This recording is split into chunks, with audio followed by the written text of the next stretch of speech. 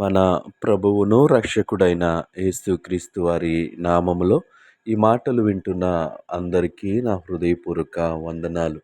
ఈరోజు నా కోసం ఆత్మీయ కార్యక్రమానికి మిమ్మల్ని అందరినీ ప్రేమపూర్వకంగా ఆహ్వానిస్తా ఉన్నాను.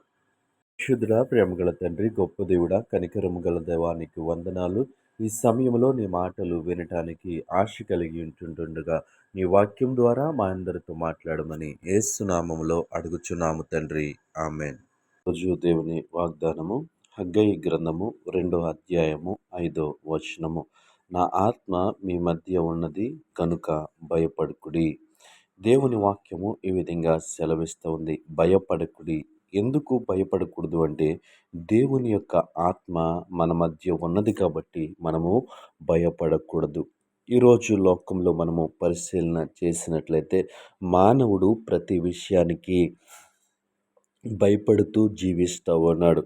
ఏమవుతుందని భయం, ఎలా అవుతుంది అని భయం, ప్రతి విషయానికి కూడా అనుక్షణము భయంతో జీవిస్తున్నటువంటి పరిస్థితులు మనము చూస్తూ ఉన్నాం. అయితే దేవుని ఆత్మ ఎవరి మధ్య అయితే ఉంటుందో, దేవుని ఆత్మ ఎవరితో అయితే ఉంటుందో వారు భయపడవలసిన అవసరము లేదు. ఎందుకంటే దేవుని ఆత్మ వారికి సహాయము చేస్తుంది.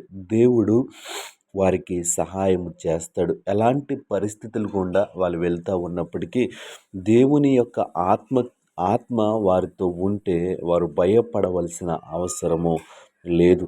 దేవుని గ్రంథాన్ని మనము పరిశీలన చేసినప్పుడు అనేక మంది వ్యక్తుల జీవితాలలో దేవుడు చేసినటువంటి అద్భుతాలను మనము చూడొచ్చు. కానీ ఈ సమయంలో మనము ఎందుకు భయపడుతూ ఉన్నాం, ఏ విషయంలో భయపడుతూ ఉన్నాం ఆలోచించి ఆ విషయంలో మనము భయము చెందకుండా ఉండాలి అంటే మనము దేవుని ఆత్మతో దేవునితో సహవాసము చేసేవారిగా ఉండాలి. దేవుని ఆత్మ చేత మనము నడిపింపబడిన వారిగా ఉన్నప్పుడు మనము ఏ విషయంలో కూడా భయపడము. దేవుని యొక్క సేవకులను, దేవుని యొక్క ప్రవక్తలను మనము చూసినప్పుడు దేవుని ఆత్మ వారికి అనేక విధాలుగా సహాయం చేసినట్లు, దేవుడు వారికి అనేక విషయాల్లో సహాయం చేసినట్లు మనము చూస్తూ ఉంటాం. ఎందుకు వారి జీవితంలో అద్భుతాలు జరిగాయి, ఆశ్చర్య కార్యాలు జరిగాయి అని మనము పరిశీలన చేసినట్లయితే దేవుడు వారికి సహాయం చేశాడు, అనగా దేవుని ఆత్మ వారికి సహాయం చేసింది. ఈ మాటలు ఏంటి నా ప్రియ సహోదరి సహోదరుడా, నీవు ఏ విషయంలో భయపడతా ఉన్నావు, ఏ విషయాలు నిన్ను భయపెడతా ఉన్నాయి? అయితే ఒక్క క్షణం దేవునితో సహవాసము చెయ్యి. దేవుని ఆత్మ మీ మధ్య ఉన్నది కనుక భయపడకుడి.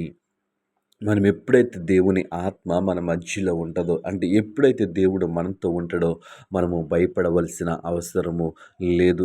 యోసేపు జీవితాన్ని తీసుకున్నప్పుడు అన్నదమ్ములందరూ కూడా ఒకవైపు ఉన్నాడు, యోసేపు ఒక్కడు ఆ యొక్క గోతిలో ఉన్నాడు. అయినా యోసేపు భయపడలేదు. ఎందుకో తెలుసా? దేవుని యొక్క ఉద్దేశాన్ని అతను తెలుసుకున్నాడు కాబట్టి, దేవుడు అతనికి తోడుగా ఉన్నాడని అతను గుర్తించాడు కాబట్టి ఆ గోతిలో ఒంటరిగా ఉన్న కూడా అతను ఏమాత్రము భయపడలేదు. కానీ దేవుడు యోసేపును ఆ గోతిలో విడిచిపెట్టలేదు. ఆ గోతిలోంచి దేశంలో అత్యున్నతమైన స్థాయికి ఆయన తీసుకెళ్ళాడు. కాబట్టి ఈ మాటలు వింటున్న ప్రియ సహోదరి సహోదరుడా, నువ్వే విషయంలో భయపడతా ఉన్నా? యోసేపులా నేను ఈ గోతిలో ఉన్నానని నువ్వు భయపడతా ఉన్నవేమో, కానీ దేవుని యందు విశ్వాసం ఉంచు, దేవుని యందు నమ్మకం ఉంచు. ఎప్పుడైతే దేవుని యందు విశ్వాసం ఉంచావో, దేవుని యందు నమ్మకం ఉంచావో, దేవుడు నన్ను ఆ భయములోంచి బయటకు తీసుకొస్తాడు. ఈ మాటలు వింటున్న మనందరికీ దేవుడు ఆ విధముగా దేవుని ఆత్మచేత మనల్ని నడిపించునుగాక. మనకున్నటువంటి ప్రతి విధమైన భయములోంచి ఆయన భయపడకుండా మనకి సహాయం చేయునుగాక. అట్టి కృప దేవుడు మనకి అనుగ్రహించునుగాక. ఆమేన్.